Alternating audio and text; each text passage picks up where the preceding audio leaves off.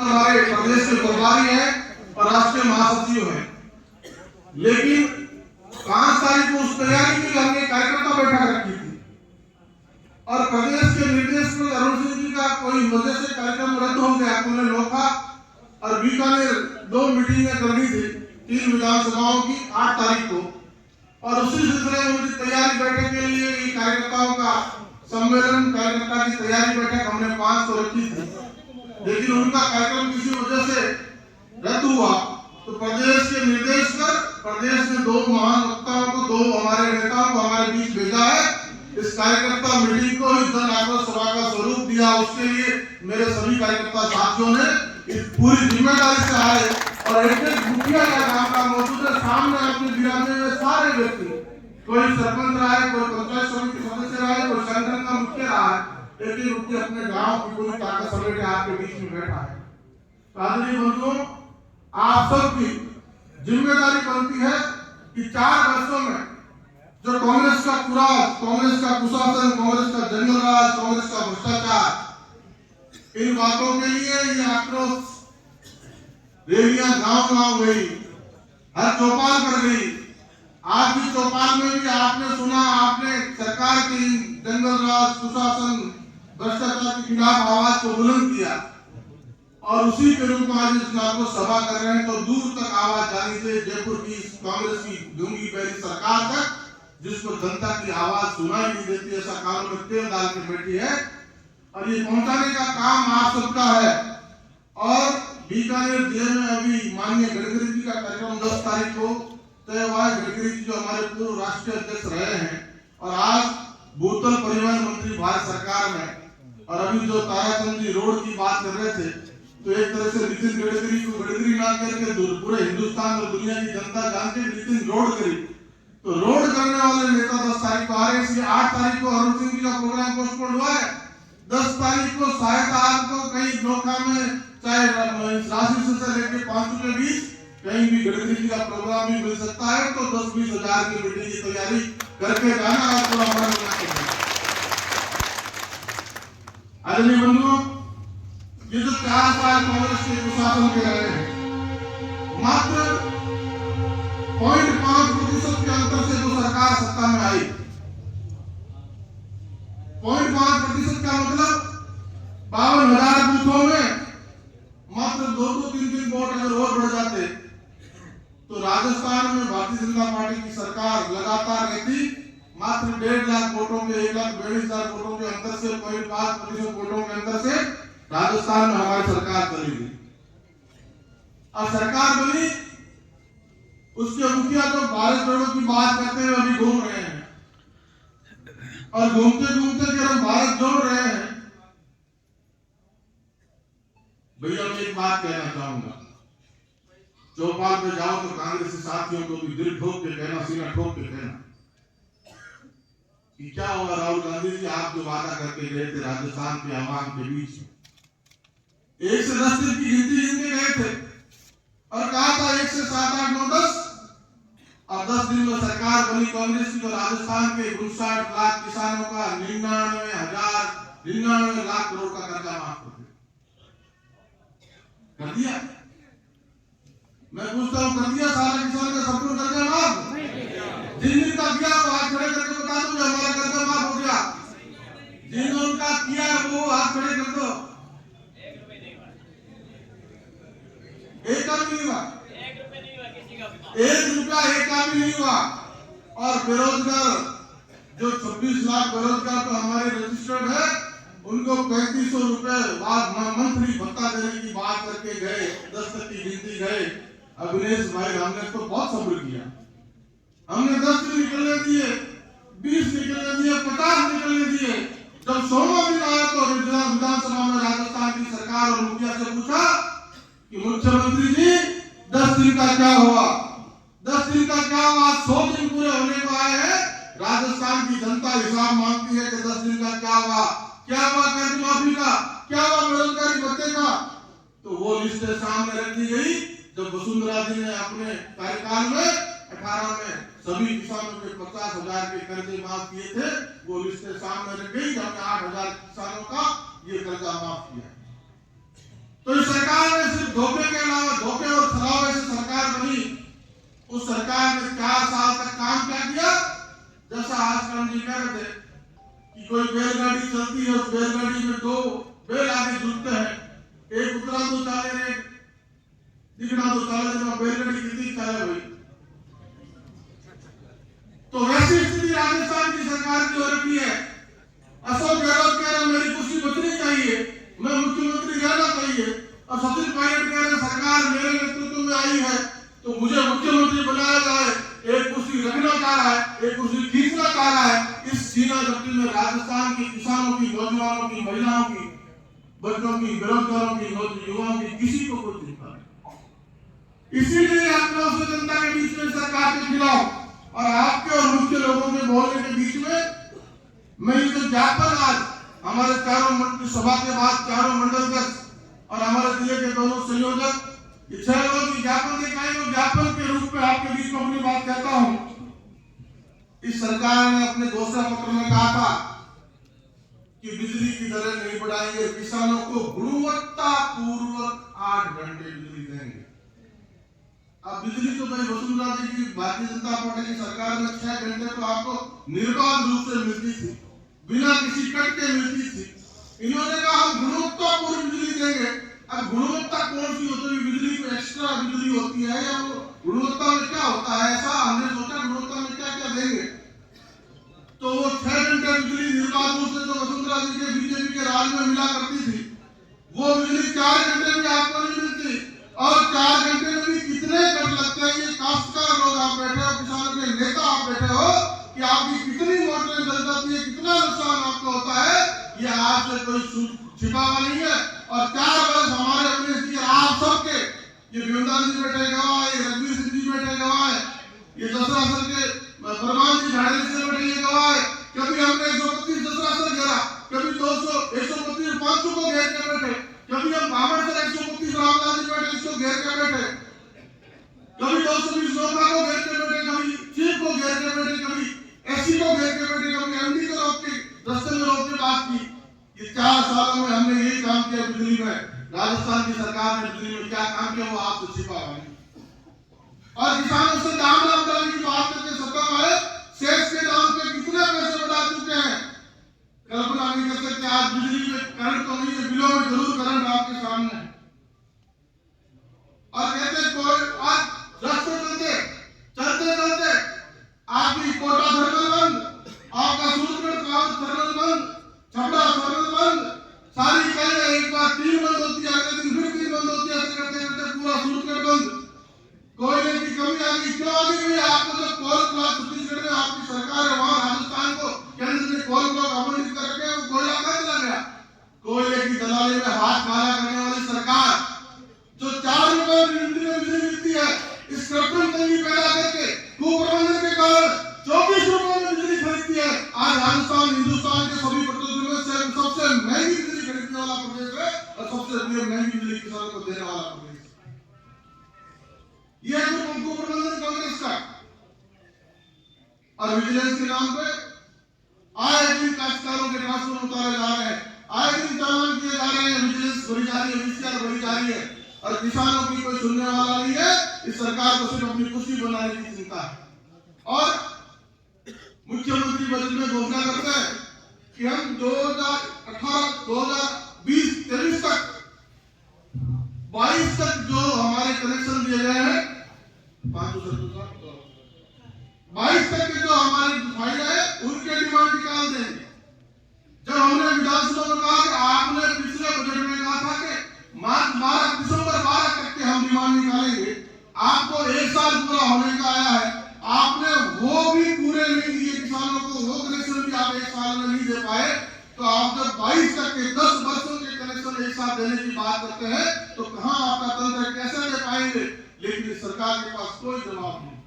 अब सरकार की टंकी योजना ने क्या है कि जब महकमा तो कुछ ले नहीं सकता, किसान अपनी ताकत से लाइन खड़ी कर लेता है, कॉल लगा लेता है, ट्रांसफर भी चला लेता है, उसके बाद बीसीआर का खतरा हो किसान को। जब राजस्थान की विधानसभा में अपनी हम सबने कह दिया कि आपका महकमा सिर्फ तार जोड़ने का काम करे, बिल देने का काम करे, ज्यादा आपकी सरकार आपका महकमा कर नहीं सकता, किसान को उसके हाल पे छोड़ दो। किसान आपको डिमांड जमा करा देता है, किसान सारी व्यवस्था खुद कर लेगा और किसान करता है, इनके भरोसे नहीं रहता। लेकिन आप एक काम करना, जब किसान अपनी व्यवस्था कर ले तो आप जाकर उसका कनेक्शन जोड़ दो, उसका बिल चालू कर दो, ये काम इतना आप कर लो। लेकिन ये सरकार उसमें भी भ्रष्टाचार करना चाह रही है। हमारी बात को सिद्धांत में सारे अधिकारी मानते हैं, ये सरकार के लोग भी मानते हैं, लेकिन करते नहीं है। करते क्या है कि टंकी के नाम पे ठेकेदारों को काम दिया है। और आपने राजस्थान के अखबारों में बड़ा पढ़ा होगा कि टंकी के नाम पे कितने हजार करोड़ का घोटाला कांग्रेस सरकार करने जा रही है, कर रही है। इस कांग्रेस सरकार की स्थिति देखिए डीटी साहब, दीनदयाल ग्राम ज्योति योजना में हिंदुस्तान के अनुभव प्रधानमंत्री ने घर घर रोशनी करने का काम किया और दिसंबर 18 तक बीकानेर जिले में 60,000 कनेक्शन दीनदयाल ग्राम ज्योति योजना में मालूम भाई, और अकेले नोखा में 20,000 कनेक्शन हुए। जिले में सबसे ज्यादा कनेक्शन दीनदयाल में हुए तो नोखा में हुए। और आज के बिजली मंत्री ने शिकायत की थी कि अकेले नोखा में इतने आधे काम हो रहे हैं। आज तो खुद बिजली मंत्री है, और जब हम ढाणियों में जाते हैं और ढाणियों में जाते हैं तो 5 में जाते हैं तो बात आती है कि हमारे घर लाइट से छूट गए, रोड़ा में आते हैं तो हमारा गांव छूट गया, नोखा गांव में आते हैं तो हमारे इतने घर छूट गए, माड़िया में जाते हैं तो हमारी मेघ वालों की ढाणियां पीछे छूट गई। ये स्थिति नोखा के हर गांव की है कि कुछ 10% लोग इस लाइट से वंचित रह गए। इस बात को हमने विधानसभा में कहा कि जब देश का प्रधानमंत्री दीनदयाल ग्राम ज्योति योजना के नाम से राजस्थान में लाखों करोड़ों कनेक्शन दे सकता है, तो बचे हुए कनेक्शन के लिए राजस्थान की सरकार को योजना लाए। कि पत्रकार साथी गौर से सुने इस बात को, राजस्थान की सरकार ने 4 कनेक्शन निकाल दिए, लेकिन कोई योजना आज भी बिजली की घरेलू योजना राजस्थान की सरकार के पास नहीं है। एकमात्र योजना तो कभी बंद नहीं होती, वो चलती है, उसको बोलते हैं सेल्फ फाइनेंस स्कीम। डिमांड आता है 75,000 से लाख रुपए तक का। कौन गरीब आदमी 75 से लाख रुपए तक का डिमांड भर के घर में लाइट जला पाएगा? जब 2 साल लगातार मांग भी नहीं दिया तो हमने केंद्र की सरकार से दोबारा मांग की। ये बादला से गौरव जी बैठे हैं, हमने दोबारा केंद्र से मांग की कि केंद्र की सरकार हमारी बात को सुने और वंचित ढाणियों के लिए पैसे जारी करे। 1 साल के प्रयास के बाद, लगातार प्रयास के बाद जब हमने सूचियां भेजी कि नोखा में 8,500 कनेक्शन अभी भी पेंडिंग है, तो हमारे कार्यकर्ताओं से सूची आई तो केंद्र की सरकार की अपील नहीं हुआ कि 60,000 कनेक्शन तो जिले में हुए, 20,000 अकेले नोखा में हुए, फिर नोखा में 8,500 की सूची कैसे आ सकती है? तो केंद्र ने एक टीम भेजी नोखा में सर्वे के लिए, और जब वो टीम 4 तकनीकी लोग SC, एक्शन, AN, JE 4 लोगों की तकनीकी टीम आई दिल्ली से, तो हमने 5 का सर्वे कराया, आधा दिन निकल गया। हमने रोड़ा का सर्वे कराया, आधा दिन निकल गया। 2 गांव के सर्वे में उस टीम ने मान लिया कि आपने जो 8,500 की सूची कार्यकर्ताओं से लाके दी है वो 70% सही है और ये ढाणियां पीछे छूट गई है। वो हमारे बीच से गए और ये बात उन्होंने तथ्यात्मक रूप से केंद्र के सामने रखी, विभाग के सामने रखी। तो विभाग ने चिंता करते हुए पूरे राजस्थान से डीपीआर मंगवाई, सिर्फ 5 और रोड़ा के नोखा के सर्वे के आधार पे। और जब पूरे तीनों डिस्ट्रिक्टों से उनके पास लिस्ट गई, सूचियां गई, तो 1,043 करोड़ रुपए राजस्थान की सरकार को केंद्र ने फिर से दिए कि बची हुई ढाणियों में लाइट लगते हैं। और 1,043 में से हमारे जोधपुर डिस्ट्रिक्ट जिसमें मैं भी हूँ, अभिलेख टीटी साहब भी है, आप सब हो, उसको मिले 433 करोड़ रुपए 1,000 करोड़ में से। और जब उनको 11 जिलों में बांटा गया तो नोखा के हिस्से में आए 31 करोड़ रुपए, पड़ोस में कोलायत को आए 29 करोड़ रुपए, पड़ोस में डूंगरगढ़ को आए तारागंज को 30 करोड़ रुपए। हमने कल राज्य से कहा, बिजली मंत्री हो, बीकानेर के हो, ये पैसा आपको भारत सरकार ने दे दिया, अब आपको मार्च तक का टाइम दिया है, आप हमारी लाइट की व्यवस्था कर दीजिए, ठेकेदारों को काम दे दीजिए। उन्होंने 4 महीने निकाल दिए। फिर कोलायत वाले खुद बिजली मंत्री बने, उनको कहा कि आपके यहाँ भी 29 करोड़ रुपए लगेंगे, मेरे नोखा में 31 करोड़ रुपए लगेंगे, मेरे नोखा में 8,500 नहीं तो 6,000 ढाणियों में कनेक्शन हो जाएंगे। तो ये पुलिस काम करने का काम आप करिए।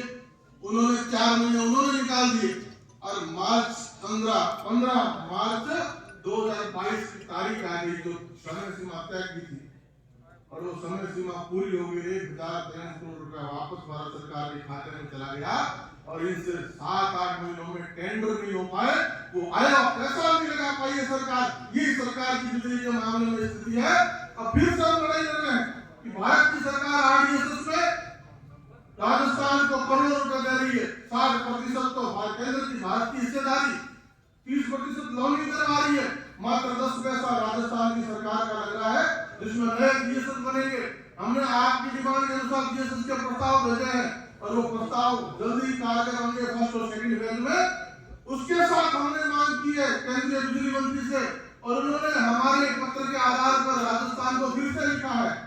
उदयपुर में जब सभी मंत्रियों की मीटिंग हुई तो फिर से राजस्थान के मंत्री को उन्होंने कहा है कि आरडीएसएस में दोबारा डीपीआर भेजिए, वंचित प्राणियों का कनेक्शन लेने का केंद्र की सरकार मदद करेगी। ये राजस्थान की सरकार की स्थिति है दोस्तों। अब कल्पना कर लो, ये अंधेरा करने वाली सरकार है, उजाले की कोई गुंजाइश सरकार के पास नहीं। सरपंच साहब को गांव में जाए तो स्कूल में टीचर नहीं, विधायक गांव में जाओ तो स्कूल में टीचर नहीं। भैया कहाँ चले गए टीचर? ये टीटी साहब बैठे हैं, इनकी सरकार थी पीछे 5 साल और 5 साल में पिछले इनके कार्यकाल के 13 से 18 के कार्यकाल की लिस्टें सीनियर सेकेंडरी स्कूलों का, सरकारी स्कूलों का, बोर्ड का रिजल्ट बन के देखिए आप सब गाँव उस बात के कि 3D समानीकरण के बाद में जब शिक्षकों की पूरी विद्यालय में स्थिति हो गई कि 90% पद सरकार ने भर दिए तो शिक्षा का स्तर इतना सुधरा कि सरकारी शिक्षा में बोर्ड का रिजल्ट लगातार 3 वर्षों तक प्राइवेट निजी विद्यालयों से ऊपर रहा सरकारी शिक्षा का स्तर। अभी 4 सालों की स्थिति देखिए कि स्कूलों में 70% पद राजस्थान की प्रत्येक स्कूल में खाली पड़े और उसमें भी नवाचार महात्मा गांधी अंग्रेजी के नाम से शुरू किया और 2-3 साल बर्बाद कर दिए एजुकेशन के, बनी हुई स्कूलें खत्म कर दी। ये रोड़ा जानता है, ये मेंसर जानता है, ये कागड़ा जानता है, ये बामरसर जानता है, ये क्या क्या तकलीफें देती है। हमारी सीनियर सेकेंडरी हमारे 10th की 500 बेटियां का पढ़ती थी, उनको विद्यालय को बंद कर दिया गया। लड़ के सदन में संघर्ष किया, रोड पर संघर्ष किया। हमने 3 स्कूलें बच्चियों की बचाई है। बामरसर के रामलाल जी बैठे, अभी हम संघर्ष करेंगे। बामरसर की तो सीनियर सेकेंडरी हिंदी की भी बंद कर दी अंग्रेजी के चक्कर में। अब इनको पूछे कि अंग्रेजी पढ़ाना अच्छी बात है, लेकिन आपने 12वीं की 10वीं की स्कूलों को अंग्रेजी कर दिया, सारा सिस्टम खत्म कर दिया। अब 2 साल सारी शिक्षा को बर्बाद करने के बाद इनके समझ में ये आई है कि ये तो 1 से 8 तक शुरू करनी है और 5 शिक्षकों से काम कर सकता है। अब 5वां शिक्षक लगाने शुरू किए। पहले सारे राजस्थान के शिक्षा के ढांचे को तबाह करते हुए अंग्रेजी के नाम पे 16 शिक्षक स्कूलों में भर दिए और वहां सारे खाली बैठे हैं और बाकी स्कूलों का पट्टा डाल दिया। ये शिक्षा की स्थिति राजस्थान में आपके सामने और एक राजस्थान गौरव की धरती है। बाजरा की बाजरी दुनिया में फेमस है।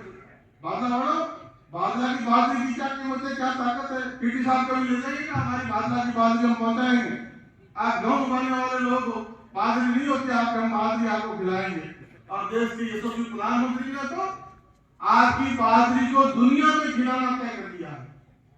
2023 जिसमें हम बात कर रहे हैं, ये यूनेस्को भारत का नेतृत्व करने वाला वर्ष है। भारत इसका नेतृत्व करेगा और जब भारत नेतृत्व करेगा और जब मोदी जी नेतृत्व करेंगे दुनिया का, तो आपकी बाजरी की कीमत तय होनी चाहिए। आपकी बाजरी की कीमत तो बढ़ेगी। जब भारत की सरकार 2350 रुपए समर्थन मूल्य का आपकी बाजरी खरीदने को तैयार है, हम लगातार राजस्थान की सरकार से मांग करें कि हमारी बाजरी सरकारी समर्थन मूल्य पर खरीदी जाए।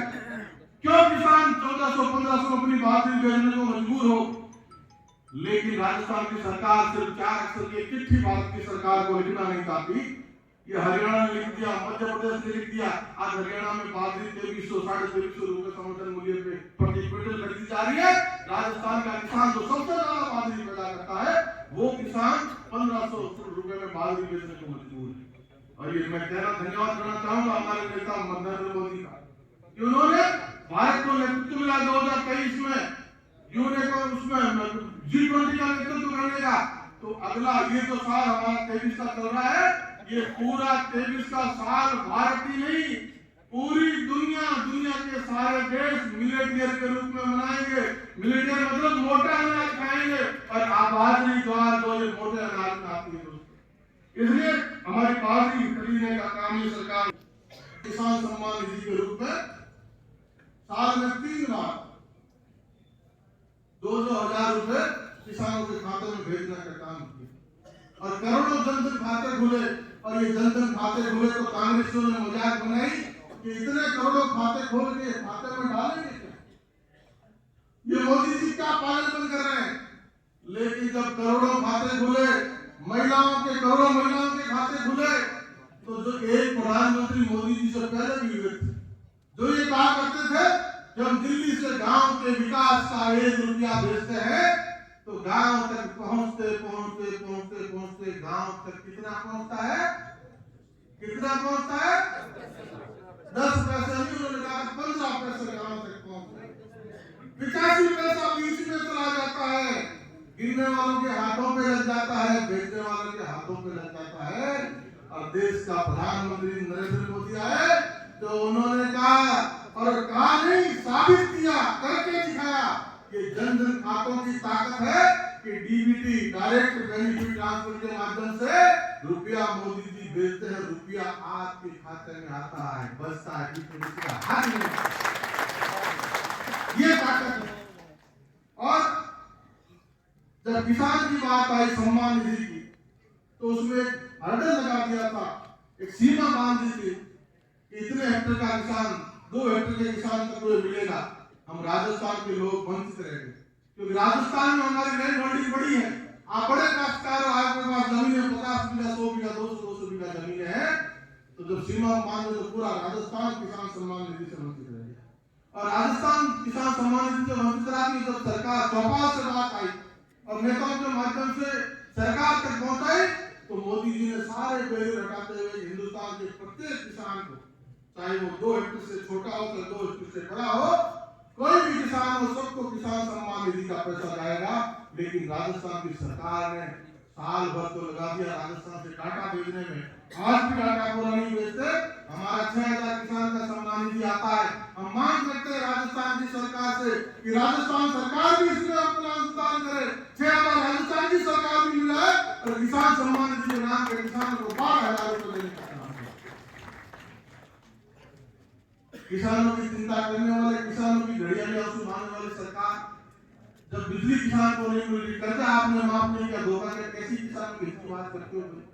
और किसान आंदोलन के नाम पे पूरे देश को गुमराह करने का काम किया, ये कर देंगे, वो कर देंगे। ये सुरेंद्र कुमार सिंह जी की अभी कह रहे थे 9 तारीख को इनके मतदाताओं से यात्रा है।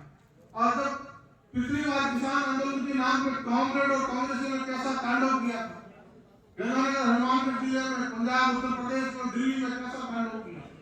और जब चुनाव आए तो दिल्ली, उत्तर प्रदेश में उन्हीं किसान नेताओं को जनता ने कैसा करारा जवाब दिया, वैसा का वैसा जवाब टीटी साहब के फतेहपुर कानपुर में किसानों ने उनको दिया, करारा जवाब दिया। आज टीटी साहब कह रहे हैं कि आप प्रभारी हो, आप 9 तारीख को मेरी सभा में आना, जो आपका रास्ता रोक रहे थे, जो आपको काले झंडे दिखाने की बात कर रहे थे, जो नारे लगा रहे थे, वो सब आपका सम्मान और दुपट्टा पहनाने के लिए लाइन लगा के खड़े हैं। ये भारतीय जनता पार्टी के कार्यकर्ता हैं।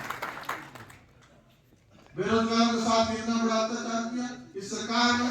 ये सरकार, जो सरकार फेल, जो सरकार कमजोर, जो सरकार वीक, वहां पेपर लीक। अगर सरकार मजबूत हो, सरकार में ताकत हो, तो मजा आएगा पेपर लीक करके। और राजस्थान की विधानसभा में जब इस बात को हमने उठाया और रीट के जो चीट हुई, रीट में जो धोखा हुआ, रीट में जो पेपर लूट हुई और पेपर चोरी हुई, तो रीट को कैंसिल करना पड़ा। राजस्थान की विधानसभा को भाई अपने सामने चलने नहीं दिया। राजस्थान की विधानसभा में मांग की कि रीट की चीट करने वाले डोटास का इस्तीफा दे, रीट की चीट करने वाली राजस्थान की सरकार माफी मांगे और सीबीआई जांच की हमने वहां मांग की। लेकिन राजस्थान की सरकार, निकम्मी सरकार, अपने लोगों को बचाने के लिए सीबीआई जांच नहीं दे। और सीबीआई जांच का प्रावधान है कि जब तक स्टेट की गवर्नमेंट रिकमेंडेशन नहीं करती तब तक सीबीआई जांच नहीं मिल सकती। और आज ये जो पेपर लीक हो रहा है, बड़ा संगठित तरीके से सरकार खुद इस प्रोग्राम से कर रही है। ये जो आपने सुना होगा कांग्रेस के आज तब के शिक्षा मंत्री को डोटास जी का बयान सुना, नहीं सुना आपने, कि हमने तो राजेंद्र राठौड़ विधानसभा में ये चीखता चिल्लाता है, हमने तो 3 साल खूब पेपर लगाए, खूब आंदोलन, कुछ नहीं बिगड़ा हमारा। ये वो पब्लिक में कहता है और जब राजेंद्र राठौड़ के नेतृत्व में हम विधानसभा में बात रखते हैं उसको चीफ मिनिस्टर कहता है। और यही घटना के समय हमने देखा जब राजस्थान के मुखिया ने पूछा शिक्षकों से, खड़े करके पूछा कि आपको ट्रांसफर में पैसे देने पड़ते हैं क्या? तो जिस तरह आप हजारों यहाँ बैठे हो उसी तरह शिक्षक सम्मेलन में भी राजस्थान भर के हजारों शिक्षक वहां थे।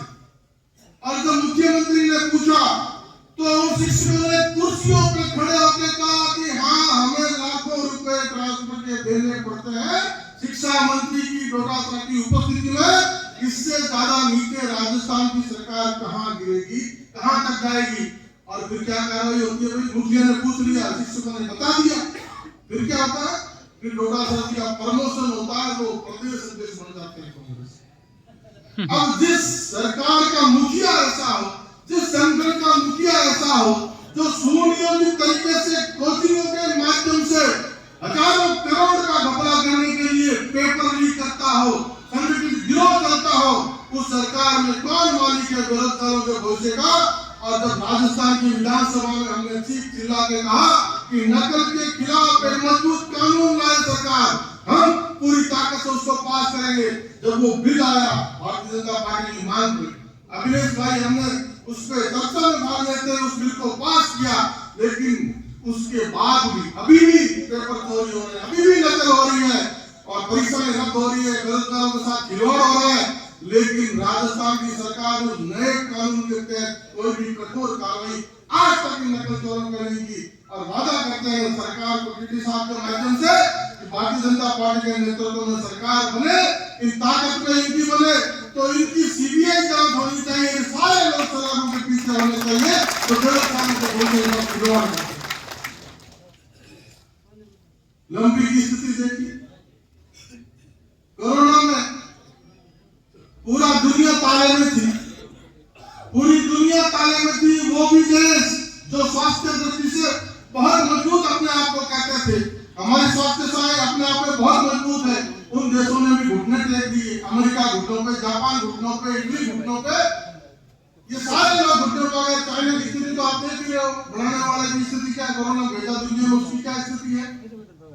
तो उस ऐसी स्थिति में जब WHO कहता था कि भारत की 150 करोड़ की आबादी में अगर कोरोना फैल गया तो पूरी दुनिया को खतरा पैदा हो जाएगा, ये भारत के नेतृत्व की ताकत थी। आपने जो दोबारा नरेंद्र भाई मोदी को दिल्ली में बिठाया वो ताकत है कि जिसके बलबूते पर नरेंद्र मोदी ने लाल बहादुर शास्त्री के नारा जय जवान जय किसान, अटल जी ने जोड़ा जय जवान जय किसान जय विज्ञान, और कोरोना ने ताकत दिखाई, दुनिया को, हिंदुस्तान को मजबूत संदेश दिया।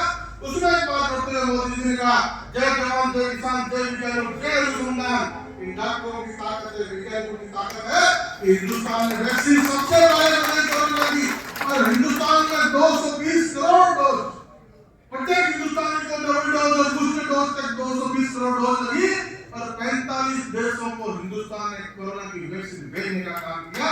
ये है हिंदुस्तान की ताकत, आज की ताकत। और लंबी में कोरोना में जैसा इंसान पे कहर टूटा, लंबी में वैसा गोवंश पे कहर टूटा। आज टीटी साहब के माध्यम से ज्ञापन में हमने लिखा है कि लंबी में हमारा गोवंश खत्म हुआ। ये सरपंच साहिबान बैठे हैं, गांव में क्या स्थिति रही, पंचायत को कलेक्टर ने निर्देश दिया कि मत गोवंश को दफनाने का काम करो, जेसीबी खट गई, ड्राइवर खट गए, गांव में जगह कम कर दी, दुर्गंध चारों तरफ फैल गई। और ये सरकार कहती है कि 55,000 गोवंश की मौत हुई पूरे प्रदेश भर में। इस सरकार को हमने घेरा 4 दिन के विधानसभा सत्र में और इसके अधिकारियों को कहा कि आपकी लापरवाही की वजह से लाखों गोवंश का नुकसान पशुपालकों को हुआ है। और बीकानेर जिले में जब 13 लाख गोवंश है, 13 लाख में से 4 लाख गोवंश की मौत बीकानेर जिले में हुई है और बीकानेर जिले में 4 लाख गोवंश की मौत हुई, उसकी जिम्मेदार राजस्थान की सरकार है, राजस्थान की सरकार के अधिकारी है। इन्होंने लापरवाही करते हुए वैक्सीनेशन नहीं किया। इनको लंबी वैक्सीन की जो गवर्नमेंट इंजेक्शन है, भारत सरकार के मंत्री ने जयपुर में आके 21 लाख वैक्सीन दिए, बड़े के बड़ा 61 लाख वैक्सीन कर दिए। लेकिन राजस्थान की सरकार ने आदेश निकाल दिया कि 5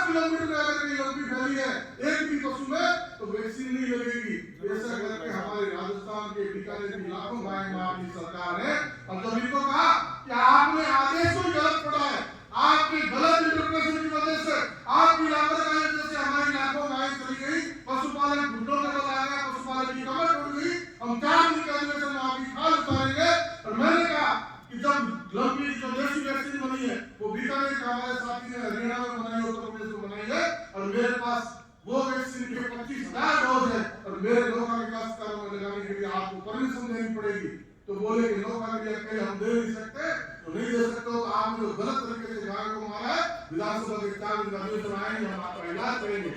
तो तुरंत अधिकारी ने, अगले ही सेक्रेटरी ने पूरे राजस्थान में वैक्सीनेशन का आदेश निकाल दिया कि हमारे पास 61 लाख वैक्सीन पड़ी है गोल्ड कोस्ट की, वो लगाने का आदेश दे दिया। पहले भी दे सकते थे, हमारी गाय बच जाती, लेकिन सरकार ने इस तरह गाय को मारा, अधिकारी इस तरह मारा। आज हम मांग करते हैं कि हमारे लंबी से परेशान काश्तकारों को, पशुपालकों को सहायता देने के लिए राजस्थान की सरकार उन संस्थाओं को पाबंद करे जिन संस्थाओं से पशुपालकों ने गोवंश के लिए लोन लिया है और किसी बात के लिए लोन लिया है, तो वो उस लोन को माफ करने का काम भी करे। हम हर गांव में जाते हैं तो ये बात आती है, चाहे घरनौत में जाए, चाहे शायद में जाए, चाहे किसी चौपाल में जाए, तो जो लोन पशुपालकों ने गोवंश के लिए लिया है, चौपाल में हम जाते थे चुनाव से पहले, एक ही बात सबसे प्रमुखता से आती थी कि नहर का पानी 70 वर्षों से लोगों की मांग है, नहर का पानी 70 वर्षों से लोगों की मांग है, और ये पानी नहर का आना चाहिए। हमारी नौका की धरती में से नागौर चला गया पानी, हमारी नौका की धरती में से जाए लीडोना पानी चला गया, लेकिन नौका पैसा है, और जो नागौर में फ्लोराइड की समस्या है वो नौका में भी है। इस बात को चौपाल में सुनते थे, वादा करते थे कि ताकत की विधानसभा में पहुंचाया तो पहले दिन से आपकी लड़ाई लड़ना शुरू करेंगे, और पहले दिन से लड़ाई लड़ेंगे, पानी की लड़ाई लड़ेंगे। अब भागीरथ तो हम ही जो गंगा नहर ला दूं, अब वो तो गंगा सिंह जी थे, भागीरथ क्या होता है तो गंगा नहर में गंगा नहर ला दी, पर भागीरथ बिहारी की राशि है कि गंगा नहर नहीं तो गंगा नहर नहीं तो पानी की नहर को पानी जरूर लोग मांगना है। और जब राजस्थान की विधानसभा में आपने भेजा, हमने पहले जाते ही मुख्यमंत्री जी से सरकार से मांगा तो मुख्यमंत्री ने स्पष्ट बना कर दिया, और जब दोबारा आपने ताकत दी मोदी जी को, दोबारा दिल्ली में 19 में दूनी ताकत से प्रधानमंत्री बना दिया, तो 15 अगस्त 19 को मोदी जी ने लाल किले से कहा कि जिस तरह बिजली घर घर पहुंचाने का काम पिछले कार्यकाल में दीनदयाल ग्राम योजना के माध्यम से किया, वैसा ही काम जल जीवन मिशन के माध्यम से भारत की सरकार करेगी, और हिंदुस्तान के हर घर को नल से जल देने का 2024 तक लक्ष्य तय किया। और उस जल जीवन मिशन में भारत की सरकार की हिस्सेदारी आधी होगी, आधी स्टेट की होगी। तो दोबारा मुख्यमंत्री जी से मिले तो मुख्यमंत्री जी आपको आधा पैसा दिल्ली की सरकार दे रही है, आपका आधा लग रहा, हमारे नौका का काम कर दीजिए। तो मुख्यमंत्री जी बोले देखेंगे, और ये दोबारा दिल्ली चौपाल से आदेश हुआ, गुरुग्राम की धरती से आदेश हुआ, मुख्यमंत्री को निमंत्रित किया गया मुकाम, और लाखों लोगों की उपस्थिति में जिस बात को हमने वहां रखा, और लाखों लोगों ने आपने जिस ताकत से उसका समर्थन किया, तो मुख्यमंत्री भी सोचने पे मजबूर हुए, पूछा ये क्या बात मैंने कही, वही बात तो 2 बार आपसे कर चुका। तो उसके बाद विधानसभा में जाते ही उन्होंने कहा कि जल जीवन मिशन के लिए नौका नहरी प्रोजेक्ट की हम 3 करोड़ 40 लाख डीपीआर के देते हैं। डीपीआर के पैसे दिए, वेटपोस्ट कंपनी आई जो भारत सरकार की थी, उन्होंने गांव का सर्वे शुरू किया। तो हमने गजेंद्र सिंह जी जो जल शक्ति मंत्री दिल्ली में हमारे नेता है, उनको कहा कि जब आपकी कंपनी, आपकी भारत सरकार की वेटपोस्ट कंपनी सर्वे कर रही है, तो हमारी डालियों का सर्वे भी साथ ही करा दो, क्योंकि हमारी आधी से ज्यादा आबादी डालियों में है, और डालियों का सर्वे हुआ तो वो प्रोजेक्ट कॉस्ट डबल होकर 751 करोड़ हो गई, और उस अगले बजट में 21 के बजट में उस योजना को पास भी करवा लिया। आज नौका की धरती पे गांव गांव जल जीवन मिशन का काम भी चल रहा है, और 24 तक प्रत्येक घर को नहर से नल का जल देने का अभियान युद्ध स्तर पर चलेगा। आने वाले 35 वर्षों में आपको नहर के पानी की चिंता नहीं करनी, पानी के चिंतित नहीं होना। यूरिया कर दी, कालाबाजारी नहीं हो सकती, लेकिन अब नीम भी कम पड़ गया हिंदुस्तान में, पूरी यूरिया नीम कोटेड भी नहीं हो सकती।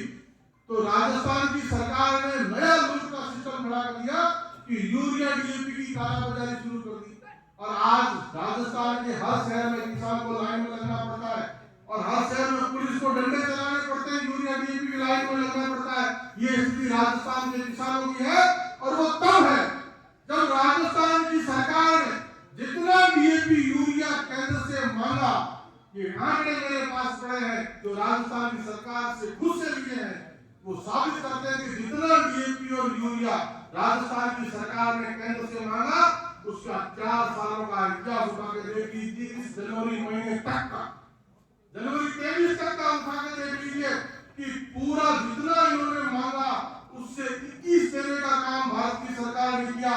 जितना मांगा उससे 1 टन भी ये आंकड़े आपके सामने पड़े तो प्रेस के साथियों को बताऊंगा, फिर भी कतार क्यों, फिर भी लाइन क्यों, फिर भी यूरिया पड़ती नहीं पड़ते, पुलिस क्यों, किसानों पे डंडे क्यों, ये सारी कालाबाजारी राजस्थान की सरकार कर रही है। अभी अखिलेश भाई के पड़ोस में चुनाव था तो हमारे जिले की गंगानगर जिले का पूरा कार्यकर्ता जो नेतृत्व करता कार्यकर्ता है, सब नेतृत्व करता है अपने गाँव में, चौपाल का सक्षम लोग है, सैकड़ों हजारों तक आपकी बात आती है, ये बात चौपाल तक जानी है। और आपने जो आदेश दिया, आपने जो संघर्ष करने का मादा दिया, ताकत दिया, उसी का नतीजा है कि राजस्थान की विधानसभा में आपके हक और हकूक की प्रत्येक गांव की, प्रत्येक शहर चौपाल की, गांव कस्बे की बात को राजस्थान की विधानसभा में पुरजोर शब्दों से रखते हैं और 3-3 4-4 स्तर तैयार करते हैं। ये बात है कि ये नहीं मानेगा तो अगला इलाज क्या करेंगे, उसका प्रबंध भी करते हैं, वो नहीं माने तो तीसरा भी क्या है वो भी प्रबंध करते हैं। इस तरह बिना रात होते हुए संघर्ष के साथ आपके हक की लड़ाई को, हक के सवालों को खड़ा भी करते हैं और उसका स्त्री समाधान भी ढूंढते हैं और समाधान करवाने तक रुकते नहीं। ये आपकी ताकत के बलबूते पर संभव हुआ दोस्तों कि नया पानी का प्रोजेक्ट हम संभव कर पाए, काम चल रहा है आपके बीच में। हमारा गर्ल्स कॉलेज जो हम लंबे समय से मांग थी वो हमारा सेक्शन हो गया, शेठ ने बना के दे दिया, क्लासेस शुरू हो गई। बाईपास जो अटका पड़ा था 10 महीनों की लगातार मेहनत से कि नागौर से डोका तक का रोड बन गया और दोबारा से पैसा लेके बनवा लिया। ये गिरगिटी 10 को आ रहे हैं, इनकी बहुत मदद रही। वन टाइम सेटलमेंट से पेट्रोलियम कंपनी को 108 करोड़ देके रवाना किया, 350 करोड़ का नया टेंडर दिया, 108 किलोमीटर हमारी रोड नागौर से बीकानेर तक बन गई, 4 फाटकों को फ्लाईओवर बन गए। नागौर वाले को बीकानेर जाना है, नौका वाले को बीकानेर जाना है, आपका आधा घंटा बच गया, किसी फाटक पे खड़े होने की जरूरत नहीं है और नौका की चारों तरफ से बाईपास बन गया, आपके लिए बहुत बड़ी सुविधा हो गई। जिला अस्पताल हमने सैंक्शन करा लिया और कोरोना में ये बात रखी, सैंक्शन हुआ और जब बजट की बात आई तो हर्षवर्धन जी हमारे दिल्ली में जो मंत्री थे उनसे आग्रह किया, उन्होंने रघु शर्मा जी से फाइल मंगा के हमको 39 करोड़ रुपए जिला अस्पताल के लिए दे दिए। जगह भी हमने नौका रोड पे ढूंढी, मिली नहीं, वहां रायसर रोड पे गोचर में जगह भी ले ली, लेकिन अभी भी नक्शा तैयार है, पैसा तैयार है और जिला अस्पताल का हिस्सा हमने इसी अस्पताल में लगा लिया और एक समय हमारी मांग से 30 डॉक्टर नौका में लगे और आज उसमें से गायनेकोलॉजिस्ट चला गया, एनेस्थीसिया चला गया, वो चला गया, लगातार लोग जा रहे और ये सरकार कोई काम उसमें कर नहीं रही। अब हमारी जगह ढूंढने की तलाश है कि नौका रोड पे कोई जगह मिल जाए, बीकानेर रोड पे जगह मिल जाए। 40 करोड़ का भव्य इमारत जिला अस्पताल की, बीकानेर में गंगा सिंह ने पीएम बनाया वो जिला अस्पताल है और बीकानेर में दूसरा ग्रामीण अस्पताल जिला अस्पताल नहीं है, तो आपके लोखा में है और जल्दी उसकी होगी। राजस्थान का बीकानेर संभाग का 1 ग्रेड का आयुर्वेद हॉस्पिटल आपके लोखा में है, लटानी परिवार ने बना के दिया, सरकार से सैंक्शन कराया, वो भी चालू है। लोखा में 2 कोर्ट लेके आए, एडीजे मुंसिपल कोर्ट और एडीजे कोर्ट। एडीजे कोर्ट की मांग नौका का हक था कि बीकानेर जिले में जो केस वर्क है, नौका का केस वर्क सबसे ज्यादा है, बीकानेर जिले के कोर्ट नौका के केस वर्क से चलते हैं, तो एडीजे कोर्ट भी आपका सेक्शन हुआ, अधिकारी बैठना शुरू हो गया और एडीजे कोर्ट की लंबे समय से 50 वर्षों की मांग पूरी हुई। 132 के जीएसएस हिमाचल मुकाम में बन रहा है तो 10 गांवों की जीएसएस की समस्या, बिजली की समस्या सुधरेगी। हमारा 5-220 के लिए सुप्रीम कोर्ट में लगा, उसकी पैरवी भी लगातार चल रही है, जल्दी वो काम भी शुरू होगा। 5-132 को हमने 100 मिनट का करने की ठानी है, 50 से 75 का कर लिया, कुछ राहत किसानों को मिली है, जल्दी 100 का भी कर लेंगे तो 5-75 के किसानों को राहत मिलेगी। और ये जो लगातार कई बार अंडरग्राउंड केबल फॉल्ट होने से हमारा सारुंडा, हमारा बादला, सारुंडा और कप्तू जीएसएस को 132 पांचों पर डालना पड़ता है, जिससे पांचों का सिस्टम भी खराब हो जाता है। ढेंगसरी के सब साथी बैठे हैं तो उसका भी समाधान करते हैं। एमडी से मिलकर हमने 11.5 किलोमीटर की लाइन सेंटर करके अब उनको 220 लोग जोड़ने का परमानेंट काम कर देंगे तो पांचों के किसानों को चिंता करने की जरूरत नहीं रहेगी। बामरचल के हमारे सब साथी बैठे हैं, बामरचल को भी दुगनी क्षमता करने का हमारा प्रयास चल रहा है। पीछे 132 पे ट्रांसफार्मर चल गया तो रात को बैठ के जसरासर से जो हटा उसको दूसरी जगह भेजने का प्रयास था, उसको उठा जमीन का इश्यू सेटल होते ही वहां भी बिल्डिंग बननी शुरू हो जाएगी। बादला में जमीन तय हो गई है, सारुणा में अस्पताल बन गया है, बादला में तय हो गई है, बामरचल के लिए हमारा संघर्ष जारी है। और पिछले वसुंधरा जी के राज में जो शहर में 3-2 सीवरेज के एसटीपी बनने थे, एसपीएस बनना था और जो पानी का काम था वो सीएलसी हो चुकी थी, डिस्ट्रिक्ट लेवल कमेटी हो चुकी थी, लेकिन 2 साल जमीन के इश्यू पे, उसके लिए भी लगातार लड़े, वो भी सैंक्शन हो चुका, उसका भी काम शुरू हो रहा है। और हमारी तहसीलों में 2 महीने से 5 10 का गठन हो गया और 5 के लिए भवन भी मिल गया है, जल्दी उसमें शुरुआत भी हो जाएगी। और नवली गेट पे आरओबी की हमारी मांग के लिए भी लगातार हम लड़ रहे हैं और सरकार से डीपीआर के पैसे भी ले लिए थे, लेकिन जो एक कागज हमने पहले रेलवे में दे रखा था, उस रेलवे में वो पीक बुक में शामिल हो गया 19 की, अब रेलवे उसको बनाएगा, लेकिन रेलवे ने जो डिजाइन किया है वो एल शेप में किया, उसका हम विरोध करते हैं। और टी शेप में करने की हमने केंद्रीय मंत्री को लिखा है, बात की है, उन्होंने जांच के आदेश दिए हैं, तो जल्दी टी शेप में हमारा ओवरब्रिज बनेगा, ताकि सुजानगढ़ रोड से हमारा साथी चढ़े, बीकानेर वाला बीकानेर की तरफ उतर जाए, नागौर जाने वाले को नागौर की तरफ उतरने की जगह मिल जाए। ये शहर का आप सबकी चौपाल के जो भी काम है उसके लिए लगातार प्रयास होता है। अब मैं आह्वान करूंगा मेरे विधानसभा के साथी, मेरे हमदम, मेरे हमकदम, रतनगढ़ के विधायक, लोकपुरी के विधायक भाई अविनेश महर्षि जी से आए और आपसे बात करें, जोरदार तालियों के साथ